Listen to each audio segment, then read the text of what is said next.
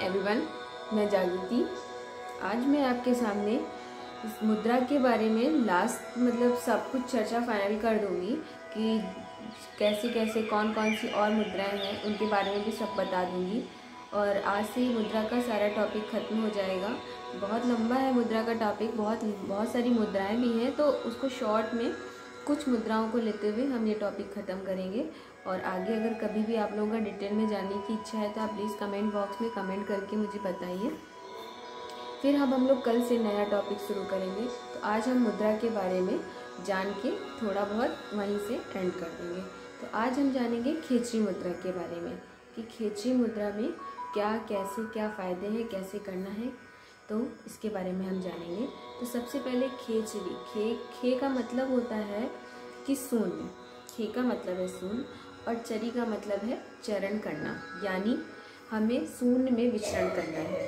तो ये हमारा हो गया खेचरी मुद्रा का अर्थ। जब तक हम किसी का भी अर्थ नहीं समझ सकते तो हम उसके बारे में इतना डिटेल में जान भी नहीं सकते हैं। तो जिन जिन चीज़ों का हमें अर्थ पता है तो हमें सबसे पहले उनका अर्थ भी जानना है। तो खेचरी मुद्रा का यही अर्थ होता है। अब इसमें क्या है कि खेचरी मुद्रा का मतलब ये है कि हमें अपने कपाल, जीभ को अपने कपाल गुहर से टच कराना और अपनी दृष्टि को भूमध्य में रखना है। भूमध्य माना कि हमारे जो नाक का अग्रभाग होता है तो हमें यहीं पे रखना है भूमध्य, या फिर हम अपने आज्ञा चक्र पे रख सकते हैं। ये दो हैं हमारे केंद्र। तो हमें जहाँ पे भी जैसा भी कंफर्ट महसूस हो हम उस जगह पे अपनी दृष्टि को रख सकते हैं।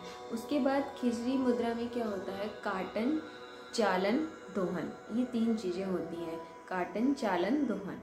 इसमें क्या होता है कि एक हमारे यहाँ जो पहले ही योगी ऋषि जो होते थे तो वो क्या करते थे, कोई पत्ता था तो उससे जीभ को एक बाल के बराबर काटते थे।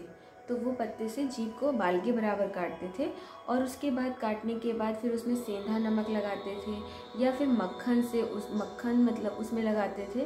तो इस तरीके से उसको जीभ को बढ़ाते थे और फिर जीभ को अपने कपाल कुहर के बीचों बीच लगाते थे। तो उससे हमारी जीभ फिर दिन पे दिन बढ़ती थी। इस तरीके से प्रोसेस होता था 3 महीने में, 6 महीने में। तो इस तरीके से ये हमारी खेचरी मुद्रा, इसको बोला जाता है खेचरी मुद्रा। ये करने का तरीका है, लेकिन इसको इस तरीके से नहीं किया जा सकता। जब तक हम किसी गुरु के सानिध्य में नहीं करेंगे तब तक हमें इसका कुछ भी पता नहीं है। क्या पता जीभ हमारी ज़्यादा कट जाए, कुछ भी। तो इसको एक बहुत ही ज़्यादा एक्सपर्ट गुरु के सानिध्य में ही करना है। ये नहीं कि मैंने आपको बता दिया या आपने किसी और का वीडियो देखा और घर पे ट्राई कर दिया, ऐसा नहीं है। इसको बहुत ही सावधानी से करना है। और मैंने तो अभी तक नहीं किया है और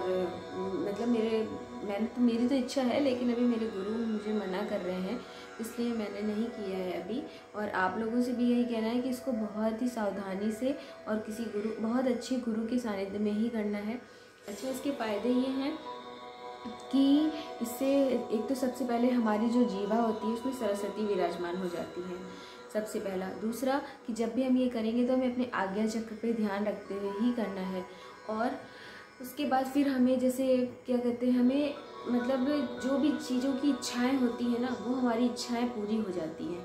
कि खाने पीने से रिलेटेड, ये हम अपनी लैंग्वेज में बता रहे हैं कि खाने पीने से रिलेटेड जो भी हमारी इच्छाएं हैं, जैसे आज हमारा रसगुल्ले खाने का मन है या हमारा छेने खाने का मन है, जो भी मन है हमारा, वो हमारी सारी इच्छाएं पूर्ण हो जाती हैं। इस मुद्रा से ये हमारे लाभ होते हैं कि हम लोगों का जो भी मन है, हमारा जो भी आत्मा कह रही है, वो हमें एकदम आसानी से मिल जाता है। ऐसा फील होता है इस मुद्रा को पूर्ण करने के बाद। तो ये मुद्रा के फ़ायदे हैं और इसको हमेशा गुरु के सानिध्य में ही करना है। ये पूरी सावधानी रखनी है कि इसको हम अपने गुरु के सानिध्य में ही करें और आप अकेले में कभी भी ना करें। उसके बाद फिर है हमारी विपरीत करणी मुद्रा। विपरीत करणी मुद्रा में भी आपको अर्थ समझ में आ रहा होगा। विपरीत करणी विपरीत कुछ, तो उसमें क्या है, वो क्या कहते हैं, बिल्कुल सेम टू सेम हमारे सर्वांगासन की तरीके ही होती है। उसमें कुछ भी नहीं है, वो हमारे सर्वांगासन की तरीके ही है कि हम पीठ के बल लेट जाएंगे। उसके बाद धीरे धीरे हम अपने पैर के हिस्से को धीरे धीरे उठाएंगे ऊपर 30 डिग्री पे, फिर 70 डिग्री पे, फिर इस तरीके से 90 डिग्री, फिर 90 डिग्री से और ऊपर। इस तरीके से हम अपने पैर को उठाएंगे और अपने हाथों के सपोर्ट से अपने कमर को पकड़ लेंगे और उसके बाद फिर हम उसी सपोर्ट से ऊपर बने रहेंगे और सांस को भरते हुए। फिर हमें सांस लेनी भी नहीं है, नॉर्मल हमारी सांस चलती रहेगी। तो ये थी हमारी विपरीत करणी मुद्रा। विपरीत करणी मुद्रा में भी एक चीज़ ध्यान रखनी है हमको कि अगर हमारा हाई ब्लड प्रेशर है या हमको फीवर है तो हमें नहीं करनी है विपरीत करणी मुद्रा। विपरीत करणी मुद्रा में ये बिल्कुल स्पेशल ध्यान देना है कि हमारा हाई ब्लड प्रेशर है या हमें बुखार है किसी भी तरीके से, तो हमें विपरीत करणी मुद्रा नहीं करनी है।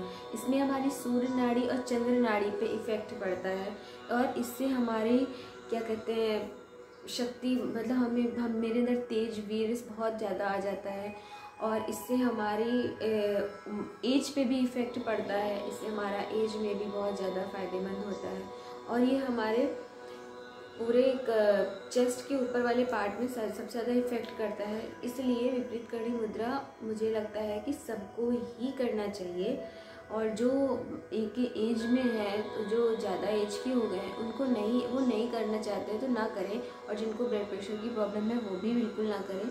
लेकिन हमारे जैसे लोग हैं या बच्चे हैं वो कर सकते हैं और उनको करना भी चाहिए डेली का डेली। तो ये थी हमारी कुछ मुद्राएं तो बहुत भी हैं और भी हैं, लेकिन जो मेन मुद्राएं थी वो मैंने आपको बताई हैं। बाकी किरण संहिता में भी बहुत सारी मुद्राएं हैं, हठ प्रदीपिका में भी बहुत मुद्राएं हैं। तो अगर उनके हिसाब से चर्चा करेंगे तो बहुत टाइम लगेगा। और अगर आपको कभी भी जानना है तो आप प्लीज़ मुझे कमेंट बॉक्स में कमेंट करके बताइएगा।